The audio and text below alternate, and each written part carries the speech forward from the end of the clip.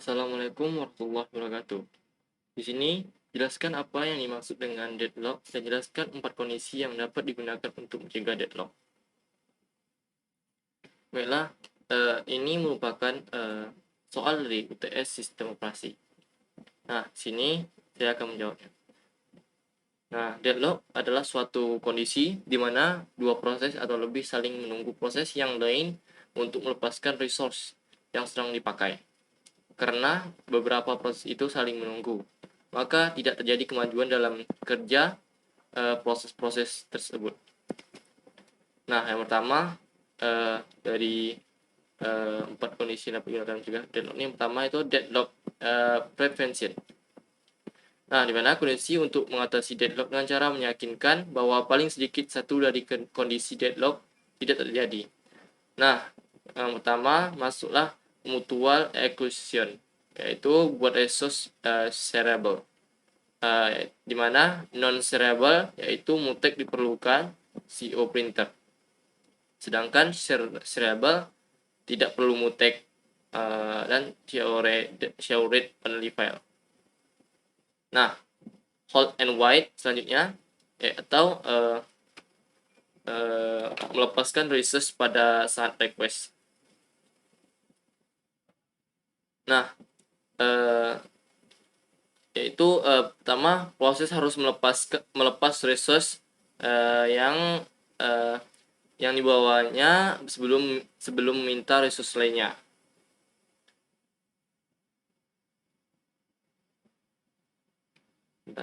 Nah, kemudian low resource utilization, banyak resource dialokasikan namun tidak digunakan dalam waktu yang lama. Kemudian selanjutnya mungkin terjadi starvation, itu permintaan tidak dilayani untuk resource yang populer karena selalu dialokasikan untuk proses yang lain. Selanjutnya yang keduanya deadlock prevention. Nah, di mana ada non prevention, melepaskan resource pada saat waiting. Nah, di sini pembebasan semua resource yang dipegang suatu proses apabila proses ingin mengakses suatu resource lain dan tidak dapat langsung dipenuhi. Selanjutnya, resource dengan prevention ditambahkan pada proses yang ingin mengakses resource lain tersebut. Nah, selanjutnya proses dimulai kembali apabila sudah mendapatkan kembali semua resource yang dilepaskan, termasuk resource yang diinginkan diakses. Nah, selanjutnya itu ada circular wait, ya, atau request berurutan, di mana dia memberikan nomor pada setiap resource yang ada dan setiap proses boleh mengakses resource secara berurut dari nomor rendah ke tinggi. Contohnya resource 1 menuju ke 5, jika PO sedang mengakses R2, maka PO hanya boleh request R3. Dan selanjutnya ke 5. Jika P1 sedang mengakses R3,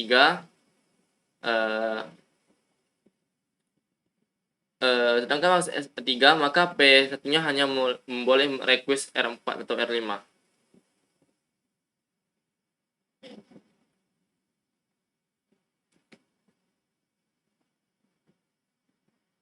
Nah, kemudian selanjutnya yaitu ada deadlock avoidance, di mana ia memberikan informasi tambahan yang berhubungan dengan resource yang akan diminta.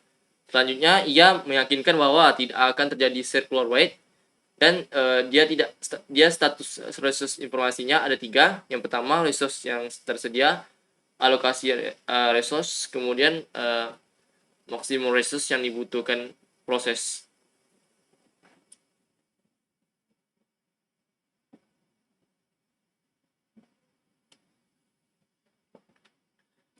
Nah, selanjutnya yaitu ada deadlock avoidance safe states, di mana status safe adalah sistem dapat mengalokasikan resource untuk setiap proses sampai maksimal. Nah, dalam urutan yang terdapat tanpa terjadinya deadlock. Nah, selanjutnya safe, yaitu tidak ada deadlock.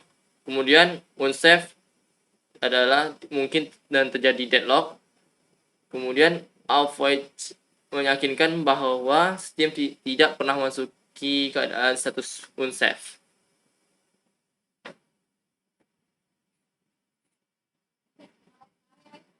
Nah, di sini selanjutnya nomor 4 di soal diketahui snapshot dari suatu sistem.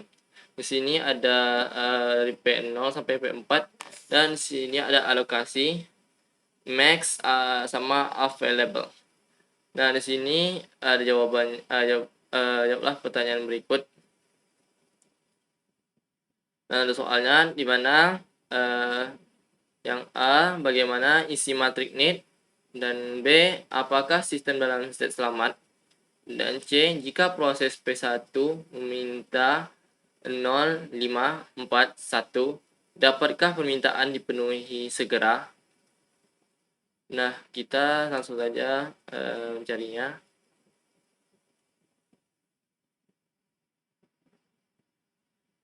Nah, di sini ada A ini bagaimana isi matriks need.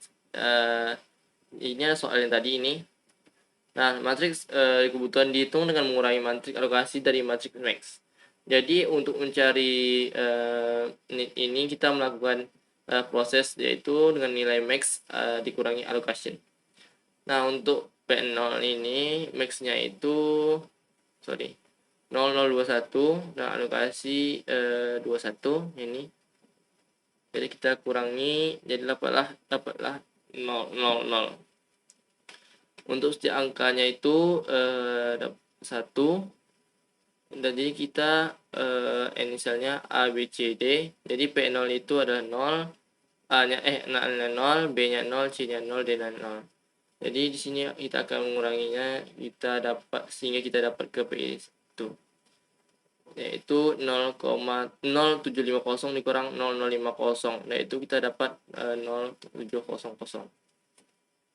Nah, selanjutnya yaitu di sini. Di sini kita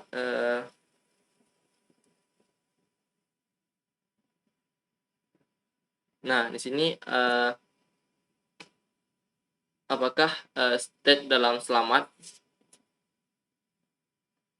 Nah, di sini ada rumus juga di mana P0 yaitu need kecil dari available.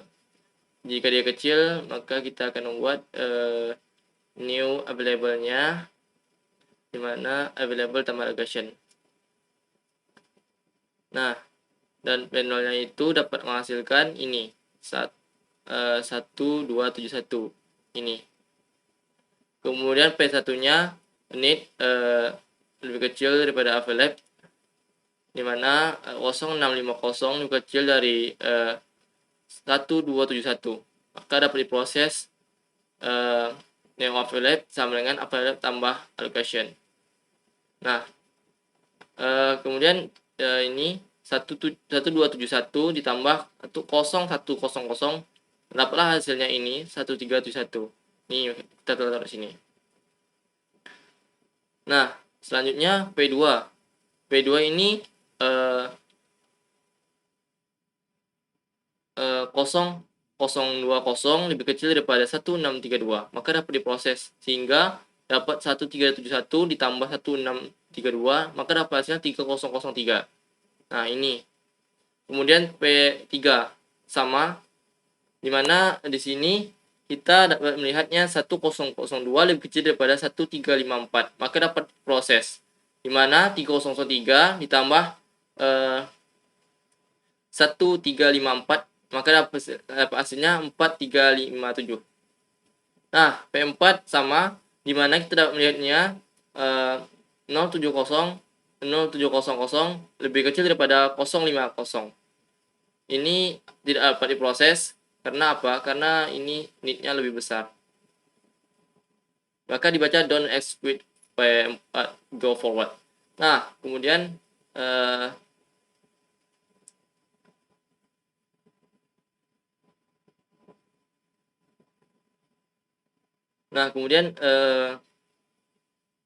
kemudian ininya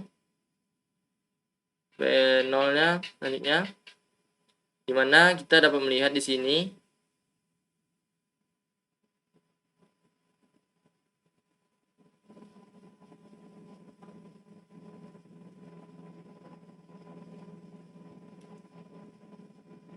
Oh maaf, salah.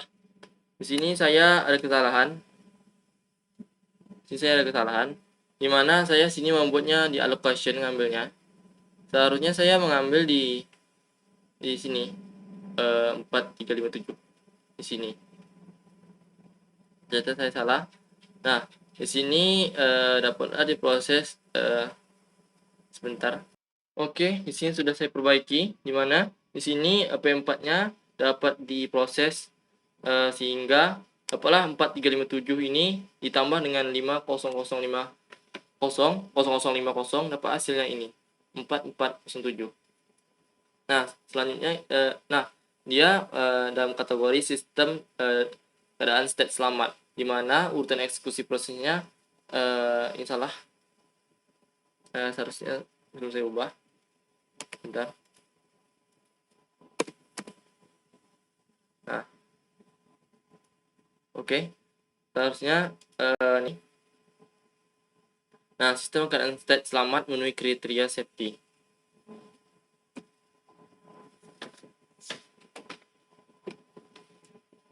Nah, di sini jika proses P1 minta 0541, dapatkah permintaan dipenuhi segera? Nah, di sini kita akan membuatnya yang baru. Nah, di sini ya ini kita tidak pakai. Nah, ini kita tidak pakai. Sama yang ini kita tidak pakai. Kita hapus ini yang baru ya. Nah, di sini ada rumus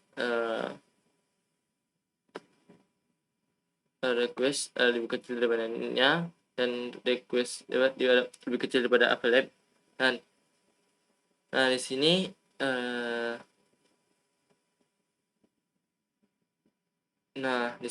kita dapat membuatnya ini rumusnya. Di sini kita menggunakan available sebelumnya, terus dikurangi requestnya. Allocation juga allocation sebelumnya kita tambah dengan request. Di sini allocation yang lama kita kurang dengan request. Nah, jadi dapat hasilnya yang ini.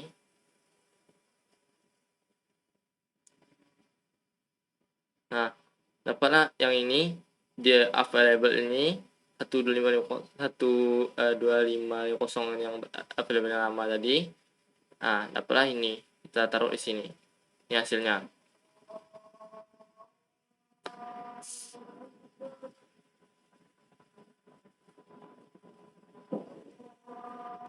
Nah, di sini tadi di allocation ini tadi dapat hasilnya ini, di mana allocation lama ditambah dengan request.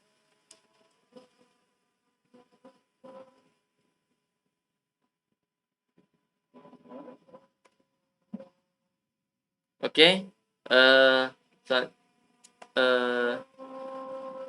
Dan bagaimana kita supaya tahu dia keadaan safety atau tidaknya? Mari kita proses. Nah, di sini kita ada rumus di mana P0-nya sama yang tadi. Di sini P0-nya ini lebih kecil daripada available-nya, di mana P1 sampai P4-nya lebih kecil. Semua itu memenuhi kriteria. Dan untuk P1-nya, hasil P1-nya itu ini 1812, dan P2-nya 2451, dan P3-nya yaitu 4083. P2-nya, P3-nya yaitu 4437, dan kemudian P4-nya dapat 4487. Nah, urutan eksekusinya yaitu P0, P1, P2, P3, P4. Nah, sistem dalam keadaan state selamat dan memenuhi kriteria safety.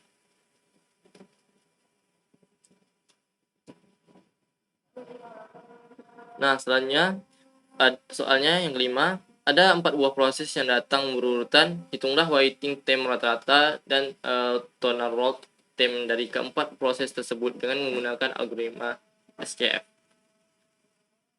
Nah, di mana sini ada proses dan rival TM dan Brustem.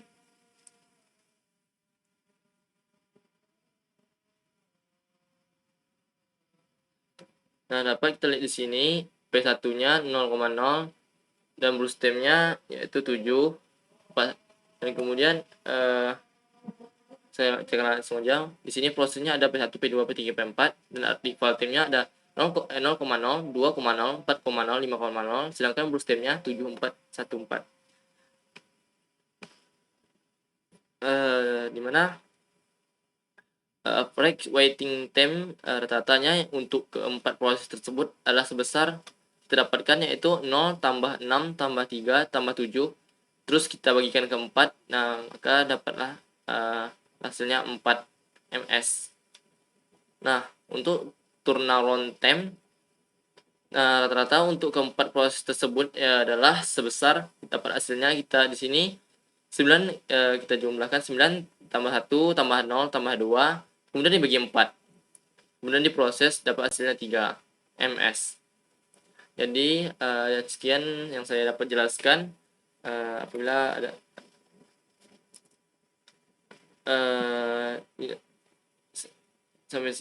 apabila ada kesalahan saya mohon maaf. Assalamualaikum warahmatullahi wabarakatuh.